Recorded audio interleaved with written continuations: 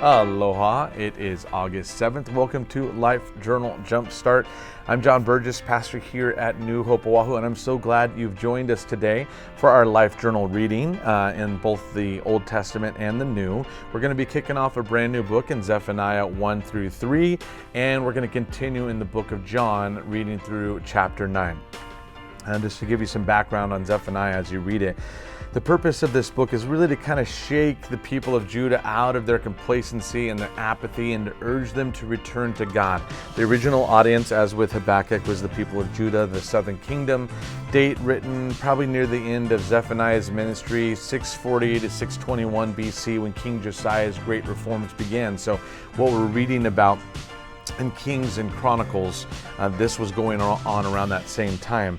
King Josiah of Judah was attempting to reverse the evil trends of the two previous kings of Judah, Manasseh and Amon. And Josiah was able to extend his influence because there was no strong superpower going on at the time. Assyria was rapidly declining, and so Zephaniah's prophecy may have been the motivating factor in Josiah's reform. I love how the more you read of Scripture, you see how God is timing and tying it all together. Zephaniah was, by the way, a contemporary of the prophet Jeremiah. And one of the key verses here is found in chapter 2, verse 3, that says, "Seek the Lord, all you humble of the land, you who do what he commands. Seek righteousness, seek humility. Perhaps you will be sheltered on the day of the Lord's anger." As you read through Zephaniah today, listen carefully to the words of judgment.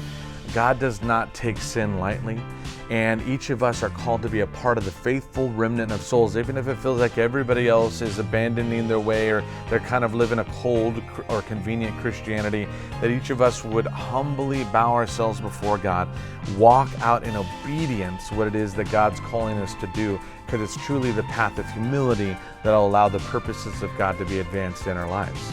As we move into John chapter 9, I just wanted to share with you these verses, starting in verse 35. Jesus heard that they had thrown him out, this man that he had healed of blindness, being kind of grilled by the religious leaders. Who did this to you? How did this happen? It's actually one of the more humorous chapters in the New Testament, because this man was blind and now he's not, but now he's in trouble and he doesn't even know why. So the Pharisees ended up just throwing him out.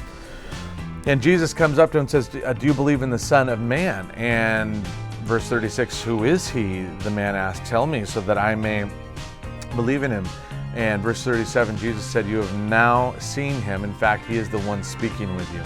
Then the man said, "Lord, I believe." And he worshiped him. And Jesus said, "For judgment I have come into this world, so that the blind will see, and those who see will become blind." Of course, talking about this blind man that, out of humility that we were just reading about, will humble himself before Jesus and ask for help. But these religious leaders who felt that they saw everything were actually completely blind to the answer to the prayers right in front of them in the Messiah, Jesus Christ. Again, that humility idea that you and I would come before the Lord today and say, "God, would you just open my eyes and reveal any place of pride where I am missing what it is that you are trying to show me, any places of assumption, any places where I am not correctable in my heart. Open my eyes so that I can see what you're up to." I am looking forward to how God will open your eyes as you read his word today and leads you forward. Thanks for your time. I'll see you tomorrow.